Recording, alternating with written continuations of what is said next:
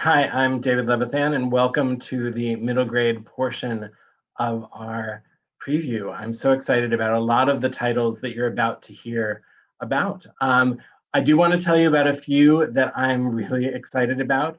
The first is Language of Seabirds, which is this tender middle grade love story about finding your identity and finding love between two boys by Will Taylor. And it's the book that my life would be different if I had had it when I was a middle grade reader. Another book that is very timely is This Is Not a Drill. Kay Holt tells the truth like nobody else.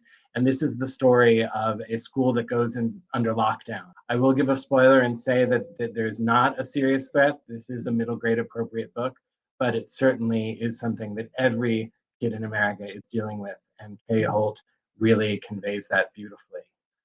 On a different note is The Boy Who Failed Dodgeball by Jordan Sonnenblick. This is the sequel to his The Boy Who Failed Show and Tell. Jordan is now in sixth grade, telling of his exploits there. It is, as with most Jordan Sonnenblick books, very funny and very full of heart.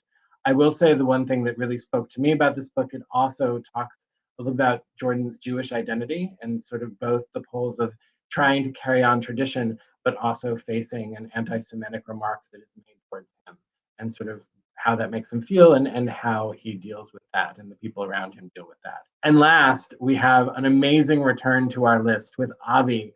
His book, City of Magic, takes us back to the incredible world he created in the bestsellers Midnight Magic and Murder at Midnight. So it's just so cool to both revisit the older books and then dive in for another installment, which both stands alone and is a really great third book in a trilogy.